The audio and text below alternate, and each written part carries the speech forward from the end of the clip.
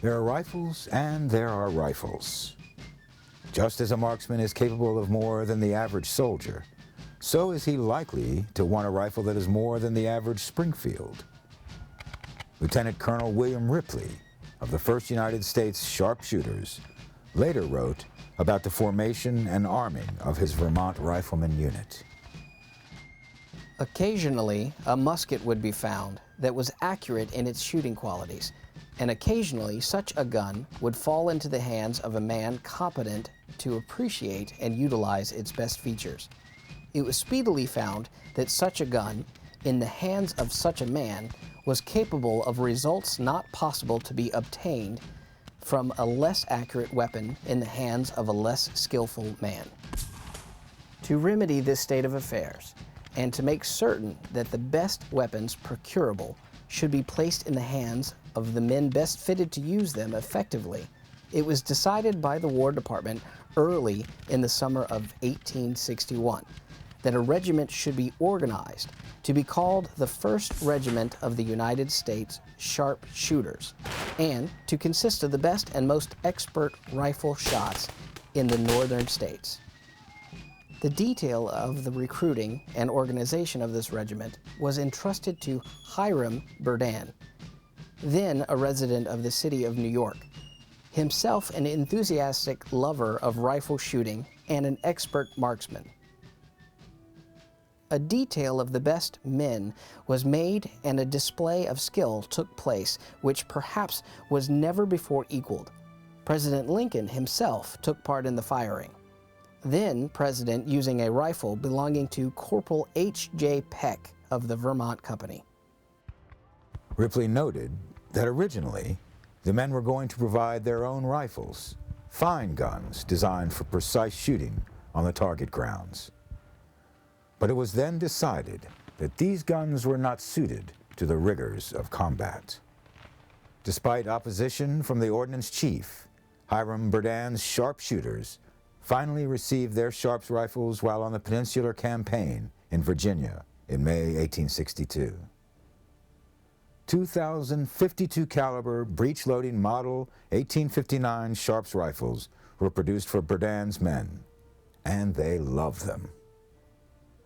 One of the features that made Christian Sharps rifles so attractive was the breech-loading design, which allowed for much faster reloading than a standard muzzle loader like the Springfield rifles. The Sharps used a falling block design to allow the breech load. The Sharps rifles were only sighted to 800 yards, but the sharpshooters didn't let this stop them. One reason that the ordnance officers were resistant to ordering Sharps rifles was that the production of the rifles would delay production of a much more popular weapon, the Sharps carbine. Christian Sharps patented his Sharps carbine in 1848. Over the course of the war, almost 100,000 Sharps guns were put into service, in either Union or Confederate hands, and most of these were the shorter-barreled carbines. Like the Sharps rifles, the .52 caliber carbines were breech-loading for a quick reload. Both the Sharps rifles and carbines were highly regarded by the troops who used them. The carbines were particularly prized by the Union cavalry. The Confederate government recognized the quality of the model 1859 carbine and contracted with a Richmond firm to manufacture copies. The Sharps rifles were not the only makes prized by sharpshooters. Other rifles valued by marksmen, but not always loved by the Chief of Ordnance, were the Henry repeating rifle and the Spencer 56x56. The Henry rifle, designed by Benjamin Tyler Henry, was a breech loader like the Sharps and had the distinction of being the fastest shooting shoulder arm in the Civil War, with a magazine that could hold 15 metallic rimfire cartridges. Officers worried that such a rate of fire would mean a lot of wasted bullets. The Henrys were never provided in the same numbers as the Sharps, but they were often purchased by individual soldiers who hoped that being able to fire up to an incredible 30 rounds per minute would give him an edge. Indeed, Confederate soldiers were said to call the Henry that damned Yankee rifle that they load on Sunday and shoot all week. But rebel soldiers also managed to get their hands on Henry rifles. A large number of Henrys were captured or privately purchased by Southerners.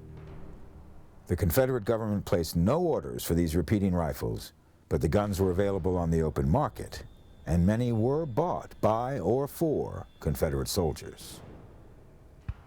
Though most of the Henrys used by the South had been captured from the North, in particular, the Virginia cavalry made good use, or bad, depending on your perspective, of Henry rifles captured from the 1st D.C. Cavalry, the only Federal unit fully equipped with Henrys.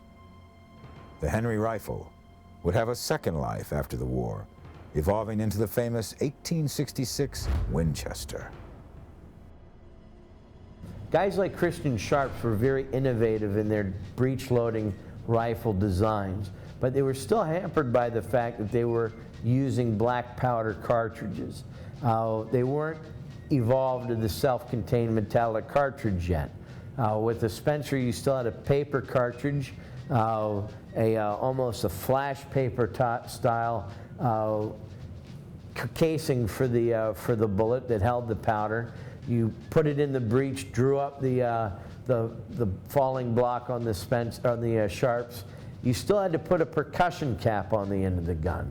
It was evolving from having to use a percussion cap like you did with a Burnside or Smith or Gwynn and Campbell that hampered the ability to be able to fire rapidly and repeatedly with carbines during the Civil War. It was the development of the .44 caliber rim-fire cartridge that first appeared in the Henry rifle, and the .56 caliber cartridge that was in the Spencer carbine and rifle that really accelerated firearms development and use through the superior firepower during the Civil War period. The Spencer rifles, designed by Christopher Spencer, were used more widely than the Henrys. Like the Henry, the Spencer 56 by 56 used a self-contained metallic rim-fire cartridge. The Spencer's 7-round magazine was half of Henry's, and it took a bit more time to load. But it was a sturdier gun, more apt to survive the rigors of the trail and combat, and its cartridge packed a lot more punch than the .44 cartridge fired by the Henry. Like the Henry, the Spencer used a rolling block design to feed cartridges into the chamber with the pull of a lever. The Army preferred the Spencer in testing and initially ordered 10,000. Lieutenant Colonel Grover S. Wormer, commanding the 8th Michigan Cavalry, wrote to his headquarters in July 1863, "Our arms, the Spencer rifles, proved, as before, a terror to the rebels. They thought us in much stronger force than we were, when each man can pour 7 shots into them so rapidly. This is the first instance in the war, I think, where the proportion of killed was greater than the wounded. As far as reports come in, it is at least 3 killed to 1 wounded, and this fact is owing to the terrible execution of our rifles." However well a soldier's rifle fired, there was always the possibility that the gun could become even more valuable in a situation that didn't involve gunpowder at all. When the enemy is right on top of you, you don't always have time to load your weapon, especially if he is screaming down at you as part of a bayonet charge. Bayonets didn't see as much use in the Civil War as they had in previous wars, in large part due to improvements in firearms that allowed for greater range and greater rate of fire. Gone were the days of standing 2 armies 50 yards apart, firing a few volleys with smoothbores to soften them up for deadly hand-to-hand combat with bayonets. But the bayonets were still used. They made excellent candle holders, with the point stabbed into the ground and the candle held in the socket. And they could also be used as a spade in a pinch to dig trench works or latrines. But their military use had not disappeared. The bayonet's most famous use in the Civil War was in defense of Little Round Top at Gettysburg. The 20th Maine was assigned to hold Little Round Top under the command of Brigadier General Joshua Chamberlain. They had fought off repeated attacks from the 15th Alabama and were critically low on ammunition. Chamberlain ordered a bayonet charge, which routed and captured the rebels, earning for himself the Medal of Honor.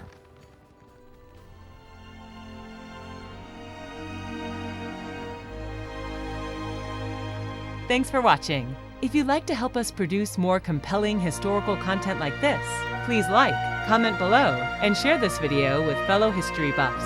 And of course, be sure to subscribe to help keep history happening.